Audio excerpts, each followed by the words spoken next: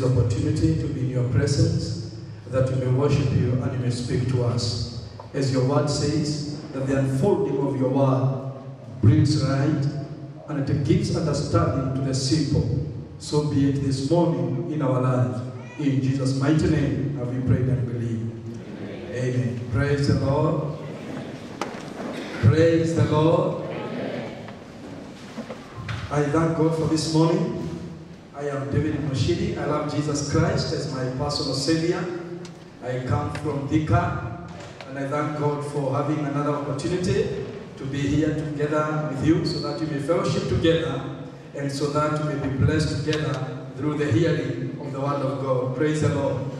I was here during the youth week. That's what I'm saying. I thank God for another opportunity so that we may be blessed together. And I want to say that far, I have been blessed. Praise the Lord. My message this morning, I want to speak about serving God. Say, serving God. That's the message that God has given for us this morning. And I know that as we leave this place, we will live as better servants in the presence of God. Serving God is my message this morning. From what we have learned in the book of Deuteronomy 10, from verses 10 to 15, in verses 12, God spoke to Moses and told Moses, go and tell the children of Israel that there are some things I require from you. And the Bible says in the book of Deuteronomy 10:12, and now Israel, what does God require of you? Number one, He requires that you may fear Him. Number two, that you may walk in His ways. Number three, that you may love Him. And number four, that you may serve Him with all your hearts and with all your souls. After God took the children of Israel out of the land of bondage, out of Egypt, out of their tribulations, God told the children of Israel, after this, there is something I require of you. And I want to say this morning that to all of us as believers, there is something that God requires of us. There is something that God expects from us. Many times, we come to the house of God, and there are many things we are expecting from God. And as much as we expect things from God, as we expect God to heal us, as we expect God to deliver us, as we expect God to lift us, there are also things God expects from us. And from the book of Deuteronomy, one of the things God is revealing to us that He requires of every one of us, it is that we may serve Him. Praise the Lord. Now, God told the children of Israel, now Israel, that I have taken you out of the land of bondage. Now Israel, that I have blessed you. Now Israel, that I have given you a job. Now Israel, that I have healed you. Now Israel, that I have blessed you. There is something I require of you. And one of the things I require of you is that you may serve me. Praise the Lord. I want to say this morning that all of us as believers, we are called to serve God. This morning, I'll just be laying a foundation so that we may understand the importance of serving God as a Christian and also what serving God is all about. There are many scriptures in the Bible that speaks about serving God. I'll give you some so that you can write. 1 Corinthians chapter 15, verses 58. Paul speaking to the Corinthians and telling them, brethren, be you steadfast, immovable, always abounding in the work of God, remembering that your labor in the Lord is not in vain.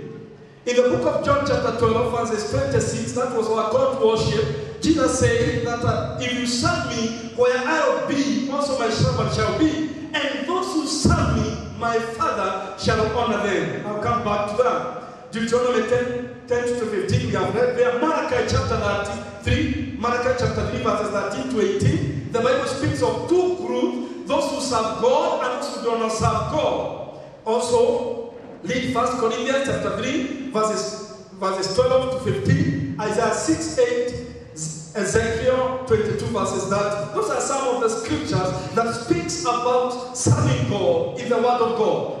And my first point, so that I may lay a foundation, I want you to understand this is my first point on serving God, is that we are all called to serve God. All of us, we are called to serve God. Service is not for some people. In the book of Ephesians chapter 4, because some people think that serving God is for evangelists, serving God is for pastors, serving God is for reverends, serving God is for elders. Some of us, we think when we talk of serving God, when we talk of ministry, it's for some people. But the Bible is very clear in the book of Ephesians 4, verses 11 and 12. The Bible says, he gave some to be apostles, he gave some to be prophets, others to be pastors, others to be evangelists, others to be teachers. And verses 12 continues, for the equipping of the believers for the work of the ministry.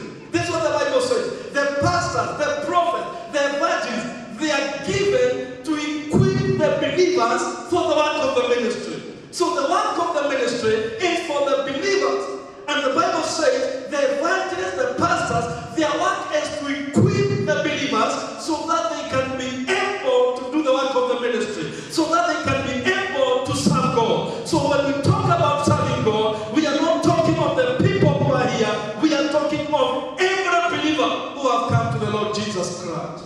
Praise the Lord. So you need to understand that the serving God is for every believer. There are people who say, me, I'll go to church, me, I just want to be there, to be blessed.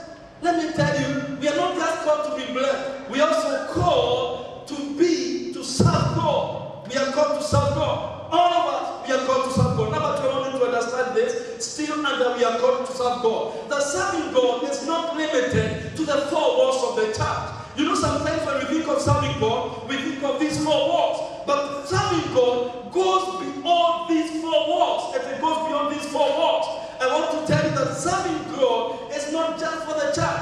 In fact, the work of the church, it is to equip us so that we can go to the marketplace and serve God there. We are supposed to serve God wherever we are. In our day-to-day life, we are called to serve God. So serving God is not limited to the four walls of the church. And sometimes we have failed to serve God because we have confined ourselves to the four walls of this church. Praise the Lord. But serving God goes beyond the four walls of church. And it is important for every Christian to understand, I am called to serve God. Hallelujah. Praise the Lord. My second point is that we are not just called to serve God, but to serve God with an impact. Tell somebody, serving God with an impact. We are not called just to serve, we are called to serve God with an impact. There's also some confusion sometimes we have. Let me tell you, holding a position doesn't mean you're serving God. You can hold a position and you don't serve God. And you can serve God without a position. And I'm not saying holding a position is not important. Serving God, we are not just called to serve God. We are not just called to occupy positions. We are not called just to be ushers in the church. We are not called to be praise and worshipers in the church. Or wherever or in whatever area God has called you. We are called to serve God with an impact. What is serving God with an impact? Number one, serving God with an impact, it is when your service is felt in heaven, it is felt on earth, and it is felt in hell.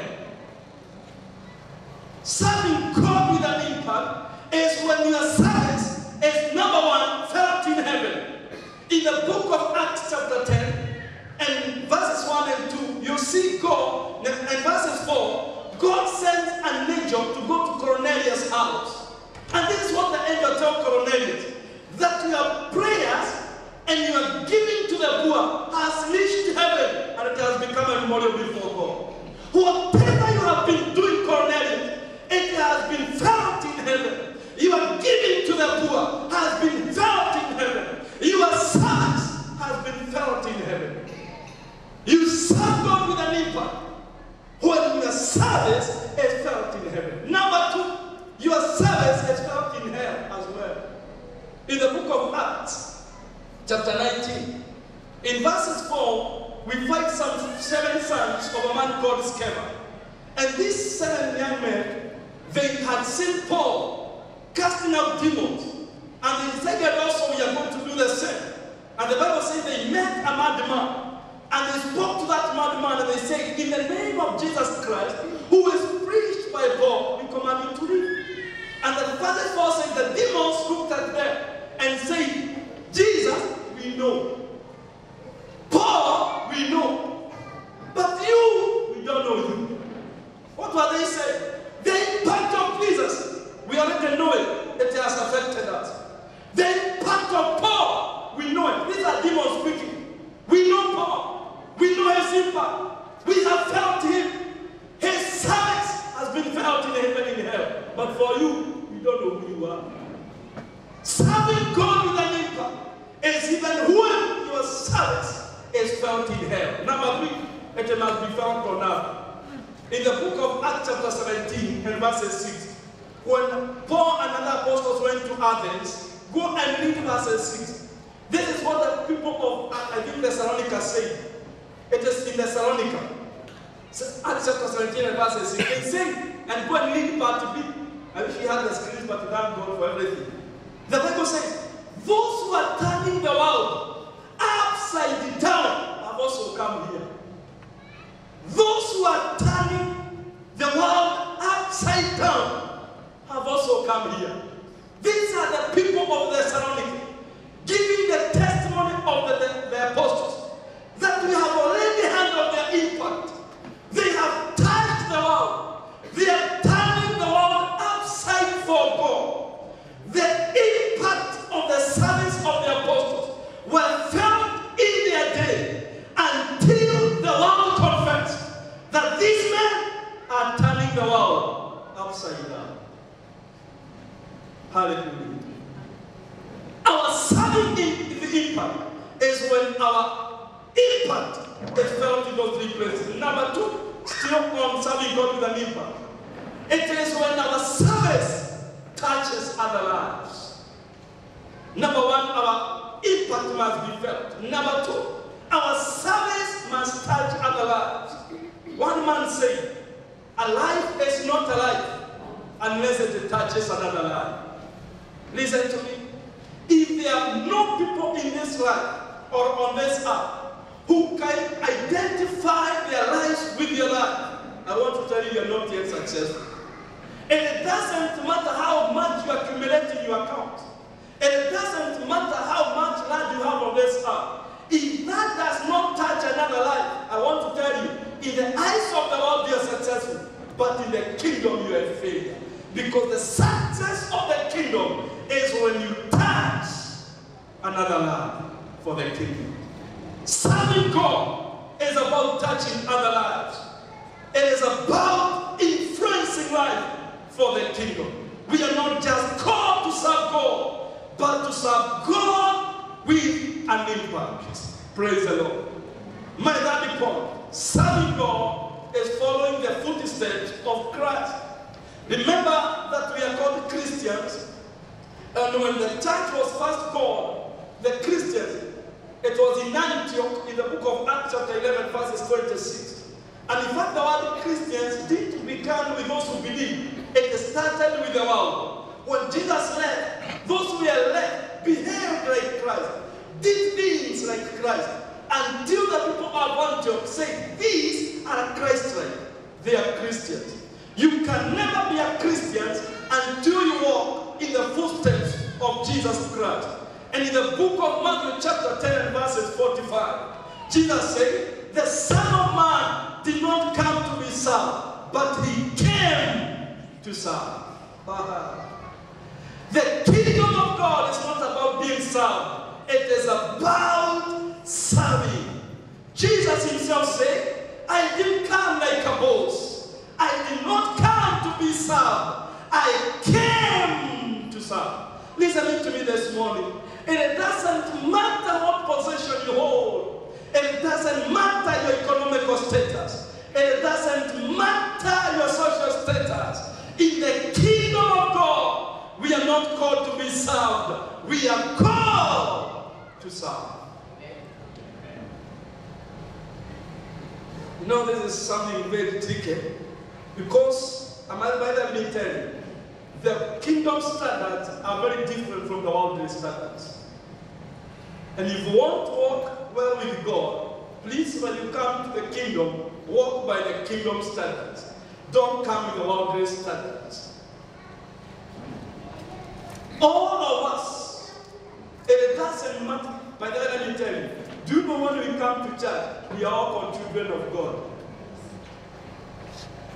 This is what anyone we're moving with this kingdom.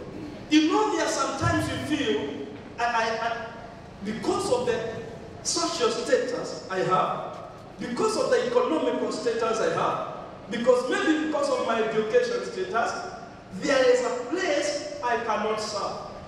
But let me tell you, there is no place you cannot serve in the kingdom. And you know what surprises me? Jesus continued in the book of Mark chapter 10 and verses 43. The disciples had some trouble and they asked him, who will be greater? Who will be the master of us all? And Jesus looked at them and he said, whoever wants to be great among you must become a servant of all the others. In other words, this is what Jesus was saying. The worldly standard, you are great according to how many people serve you. But in the kingdom, your greatness is determined by the people you serve, not the people who serve you. In the world, your greatness is determined by the people who serve you. You see, like now, I look at the president, the way he's surrounded by many bodyguards, and I have even seen preachers who want to copy the same thing, to be surrounded by 100 bodyguards, and they forget they're in another kingdom, and the standard is different. In the world, the standard, your greatness is determined by the people who serve you. But in the kingdom, Jesus said, your greatness is determined by the people you serve. Hallelujah. That is why no matter how I preach, I don't allow anybody to serve me. Chairman wanted to carry my Bible, I say no, because I don't allow that. By the way, in church, don't never think that you are great because somebody carried the Bible for you. Actually, the one who carried is greater than you. That's the Bible, that's the kingdom standard. Praise the Lord. Thank you, Chairman. It is with all respect. I know you're a good man. You know what? Because I want to be great. And I'm not saying chairman doesn't know. I'm just giving an example. I know he's a good man, he's a hard man. Imagine a chairman carrying a Bible for me. I just told him, no, chairman. Because the second thing, I cannot believe chairman carrying a Bible for me. There are things I don't allow. I will not allow another man to carry a Bible for me. I should carry for them. That's also another place for I have. The greatness of the kingdom is determined by the people you serve. One day I went to preach in a certain church. And something amazed me. You know, when we come to church sometimes, we feel like because of who I am outside, there is where I should be served. There is the position I should occupy. I went to one church. I won't say it's a PCA church. I won't say where I was preaching. And the service ran very well. And I saw the archers. I saw the people. There's another lady who was leading the brigade. Actually, she had worn the clothes of the brigade. After the service, then I saw the head of the archers enter an Ethiopian. And the man who was standing on the seat with the basket, offering. After that, I saw him enter an Ethiopian and move. And I said, God, I've never seen this. Because in many places, if you are driving an Ethiopian, maybe you become an elder, maybe he give you maybe 11. Am I speaking the truth? I came to speak the word. And I'm not saying it is wrong. I'm not saying it is wrong for another to know. But I want to bring this attitude that no matter who you are, you can serve anywhere in the kingdom. Praise the Lord. Number 4, serving God is carrying God's burdens. Tell somebody, serving God is carrying God's burdens. I want you to understand this, that God has burdens. Tell somebody, God has burdens. And when we are serving God, we are carrying the burdens of God. In the book of 1 Samuel, I want you to go and read a story we like so much and we love so much. In 1 Samuel chapter 1, there's a woman called Hannah, and we know Hannah very well. And Hannah didn't have children. And all the time, she had been going before God and telling God, I want a son. Because of this shame, I'm passing through Penina. And God in heaven will look at Penina and say, oh, it's all about you? Okay, you wait. Then she would go, oh, God, I want to be like any other woman and have my baby. And God in heaven will say, okay, it's all about you. And God will say, wait a little. One day she got a secret. That in that time, she needed a baby. God had a burden in Israel. God needed a prophet in Israel. God was looking for a man to become a prophet in Israel. And this time she went to God and said, God, if you give me a son, I will give you back. And God said, what? You get it now. I have a burden. I need a prophet now. And you're ready now to carry that burden I have. I'm also going to carry your burden. Listen to me, my brethren. Whenever we are serving God, we are carrying God's burden. And let me tell you what God is faithful. You can never carry the burden of God and He allow you to continue carrying your burden. Whenever you are serving God, in the book of Ezekiel, where I quoted, Ezekiel 22, that God said, I am looking for a man who can stand in the gap on behalf of the land before me, but I could find none. I'm looking for a man. Why? Because I have a burden for the land. I want somebody who can stand in the gap. I want somebody who can carry this burden, but I find none. But I thank God in Isaiah 6 chapter 8, God was still looking for a man to carry his burden. And God said, and Isaiah says, and I heard the voice of the Lord say, who shall I send? Who will go for us? And Isaiah said, here I am, send me, Lord. Let me tell you, brethren, as much as we have our burdens, God has burdens. They may be different in nature, but God has burdens, and He's looking for somebody who can carry His burdens, and God carries their burdens. And you know, Jesus said, carry my yoke, it is lighter. Come to me, all that I have already. Cast your burdens unto me. I take your burdens and you carry mine, because mine is lighter. One day, a man of God called Elisha in the book of 1 Kings. Elisha was hungry after the drought, and God sends Elisha to the house of a widow. Remember, this is a prophet of God who is studying the place of God. And he goes to the house of a widow, and he tells the widow, I am hungry. And the widow looks at Elisha and he says, okay, the only thing I have in this house is a little flour to make a bread for my son and myself, and then we die. And Elisha continues and says, give it to me. Give it to me. And the woman, well, I don't know whether she did it with all her heart, but she goes to the kitchen. The only flour remaining, it is in the time of drought, and make something for this man of God. He was not making it because he was just a man, but because of the God himself. And he gives the man of God food. And Elisha looks at her and tells her, now you have carried the burden of God. From today, God carries yours. That jar of flour, that jar of oil, will never dry until the drought is over. When we carry the burdens of God, He carries our burdens. Finally, serving God is what determines who will become in heaven. Serving God is what will determine who will become in heaven. Brother, listen to me. It is not only what we believe counts in the kingdom. Also what we do counts in the kingdom of God. I want you to understand this. Salvation will take us to heaven. And salvation is a free gift. But here, this morning, we shall not be the same in heaven. We shall not be the same in heaven. In heaven, we shall not be the same. And the Bible is very clear. When we read the book of Daniel, chapter 12 and verse 3, the Bible says, those who are wise will shine like the brightness of the firmament. The brightness of the firmament is like the brightness we can see right now. It is the brightness of the skies in a normal day. But it continues to say, but those who lead many to righteousness, they will shine like stars forever. That's the Bible. Daniel chapter 12 verses 3. That there are people who will shine like the brightness of the firmament. The brightness you can see now. But there are others who will shine like stars. What does that mean? Their sun will be more conspicuous than others. I want to tell you this. We shall all be honored in heaven. But their sun will be more honored than others. We will all be distinguished in heaven. But there are those who will be more distinguished in heaven. I want you to understand this. That salvation will take us, all of us, to heaven. But we will not be the same in heaven. I tell you this. We will be different in heaven. There are some, all of us who will enjoy being in heaven. But there are some who God will give greater capacity to enjoy more. Why? Because of their service in the kingdom.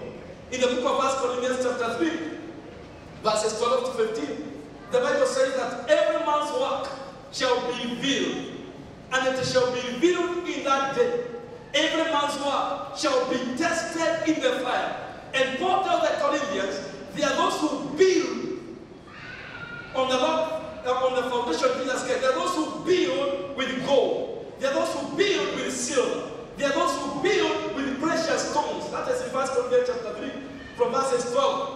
Those are people in one category. The Bible says there are those who build with hair. There are those who build with grass and with wood. That is the second category.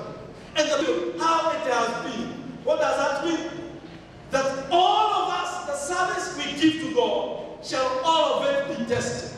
And as we serve God, there are some who are building with gold. What does that mean? There are some of us, our service to God have the quality of gold. When gold is taken through fire, it is not burned, it is even made brighter and better. And the Bible continues to say, when all the work is taken through the fire, some of those who build with hay, those who build with glass, they shall lose their work, and there is no reward. But those who build with gold, those who build with silver, the Bible says, they shall be rewarded. Maybe when I get another opportunity, I'll talk about what gives your service the quality of gold. Because here the Bible is speaking about the quality of our work. We are all serving God, but some of us, the quality of our work is the quality of gold. And others we are busy serving God, and the quality of our service is the quality of hay. That's what the Bible wants to be. But there are those things that make our service either gold or hay. Praise the Lord. And that is determined with how we serve God. Serving God will determine who we shall be in heaven. In the book of Revelation 20 and verses 12, Jesus said, I am coming quickly, and my reward is in my hand, and I shall reward everyone according to their work. Listen to me. Your reward in heaven, my reward in heaven, is directly proportional to our labor in God. That's what Jesus said. I shall give every man according to what they have done. Our rewards in heaven are not the same. Our rewards in heaven, they are directly proportional to our labor in God. And let me tell you, surprise. Sometimes we think there are those people who will have greater crowns than others. And there are those, as I said, we think that maybe because I hold this position, I have bigger crowns than others. No way. God does not look at the position you hold. God does not look at what you do. He looks at how faithful you are with what He has entrusted to you. Whether you are nurtured, whether you are just an intercessor, God doesn't look at the position you hold. God looks at the faithfulness and the quality of the service you give to Him. Listen to me as I finish. One day I was reading a book of a man called T.L. Osborne. And this man of God, those who know him, is one of the men who have really evangelized this world. One of the men of God, I know they have brought millions and millions into the kingdom of God. And one day T.L. Osborne was saying he had a dream. And in that dream he saw two big crowns before him. There was a bigger crown and there was a small crown. And then God asked him in the vision, T.L. Osborne, which do you think is your crown? And he said, of course, God, the bigger one. That time he was the top preacher in the world. You can do research of T.L. Osborne. He has come here in Kenya in 1970s. He's one of the greatest men of God we have in the world. At that time he is the top of the world. And he had two big crowns before him. Of course, the bigger crown belongs to him. And God said, T.L. Osborne, you are dead wrong. That bigger crown is not for you. And T.L. Osborne wanted to know that. Who does this big crown belong to? And God told T.L. Osborne, in your church, there is an old woman. Whenever you are going to preach, whenever you say, I'm going to Kenya, because there's an American, I'm going to India to preach for 7 days. From the day you leave America to go and preach, that woman is always fasting for you. And she breaks the fast when you come back to America. Now, when you go out and 1,000 souls come to Christ, 700 are given to her, and 300 are given to you. You must not be busy. You must not stand on this altar so that you can be a great servant. You can be a great servant in private and in secret. In the book of 1 Corinthians chapter 12, Paul is speaking about the gift of the Holy Spirit. He is speaking about serving God. And he likens the gift of the Holy Spirit like a body of a human being. And he says in the body there are many members but one body. If you look at me, there's some part of me you cannot see. Can you see my heart?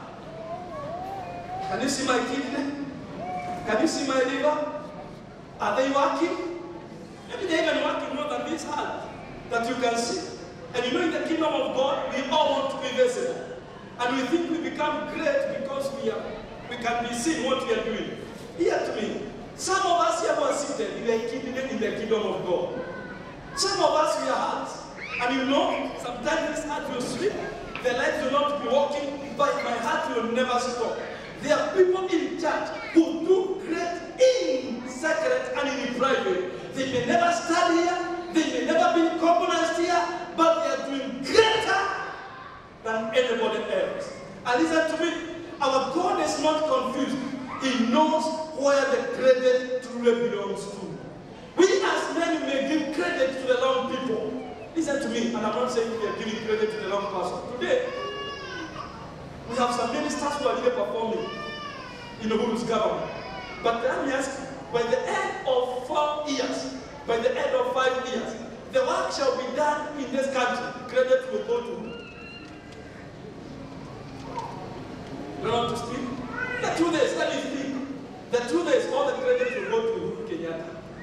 Am I speaking the truth? When Kibaki left, there is a lot that was done in this country. But today we speak about Kibaki, we never speak about the issue. That is what we started. We place the credit where it doesn't belong. Listen to me. God's standards are true and justified. The credit will go to where it truly belongs. That is why, no matter, even if the husband was a greater man, God knew who was here paying the real price for those souls to come to Jesus Christ. You know, there are people who say in the kingdom of God, I'm not going to give my all. Nobody will recognize me. It is true for us, we may not recognize you, but our God in heaven knows where truly the credit lies. And he will reward truly. Praise the Lord. And Isaiah had a voice. Who shall go for that? Who shall I say? And he said, here I am. I'm ready to go for you, O God. Let's say that on our feet in Jesus' mighty name. And I just want you to take some just 2-3 minutes and you tell God like Isaiah, yes, Lord, I am ready to serve. Yes, Lord, I say yes to your call. I've been in church sitting down. Father, I ask you to reveal to me where I need to be in possession to be serving you, O God, in the mighty name of Jesus. Just open up your mouth 2 minutes and I want you just to respond to the call of God because God is calling us to serve Him. I want you to tell God this morning, number one, God, I want to know where I should be serving you. I want to know who am I in your kingdom. Am I hand? Am I kidney? Am I mouth? Am I the liver? But God, I want to know who am I in the kingdom of your kingdom. And Father, number two, I say yes, I'm ready to serve you, God. The kingdom is not just about me. I'm not just come to church because of my needs. I also want to serve you, Lord. I say yes, Lord, I'm ready to serve you. In the mighty name of Jesus Christ, I'm ready to serve you. Listen to me, my brothers and my sisters. It is not only what we believe counts in the kingdom, also what we do in the kingdom. It counts and it shall count in the mighty name of Jesus. It is good you are born again. You shall be in heaven, but in heaven you shall not be the same. It is our service to God. It is what we do for the kingdom that shall determine who you be in the kingdom. We shall not all shine the same in heaven. Our brightness in heaven will be determined by our service to God. I want you to tell God this morning, whenever you send me, I am ready to serve you. Whenever you possession me, I am ready to serve you, Lord. In the mighty name of Jesus. Heavenly Father, in the mighty name of Jesus. I thank you for your word this morning, our Father and our God. You have reminded us this morning that you are expecting something from us, and you are expecting us to serve you, Jehovah God, in the mighty name of Jesus Christ. Thank you because you have blessed us, O Lord. Thank you because you have given us jobs, you have given us careers, you have given us families, you have blessed us materially, and now you say there is something, my Father, you require of us that we may serve you, our Father and our God. This early morning I pray, Jehovah, every one of us this morning who have heard your word, oh my God, may we respond to your call of service. Like Isaiah said, yes, may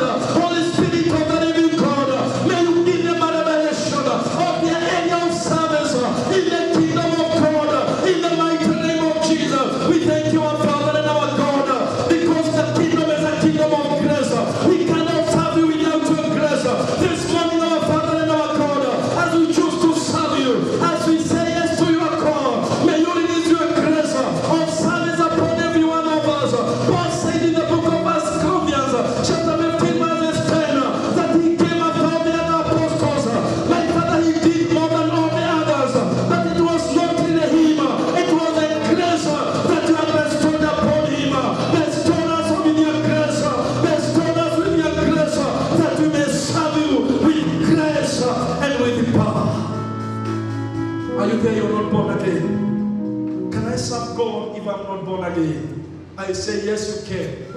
And I want to tell you this. Serving God has other benefits and has eternal benefits. When you serve God when you're not born again, I promise you this, you will get the other benefits, but you shall miss the eternal benefits. And I want to tell you this, if you miss the eternal benefits, even the other benefits are all in vain. Can I serve God when I'm not born again? Yes, you can, but you shall miss eternity. And you shall miss the eternal benefits of serving God. Are you there? You want to surrender your life to Jesus Christ? Lift up your hand wherever you are this morning in the mighty name of Jesus. Are you there? Not born again? And if you want to surrender your life to Jesus Christ, please shoot up your hand wherever you are in Jesus' mighty name. Heavenly Father, we thank you and we give all the praise because of your word. May you give us the grace not to just be hearers of your word, but also be the doers of your word. And remember those who have needs, my God, may you stretch forth your hand upon them, Jehovah. Those who are sick, may you heal them. Those Lord, who are discouraged, may you encourage them. Those who are bound, may you set them free. Those who are believing you to open doors for them this morning, Father, may you go before them as a breaker and open every gate before them. In the name of the Father, the Son, and the Holy Spirit. Amen.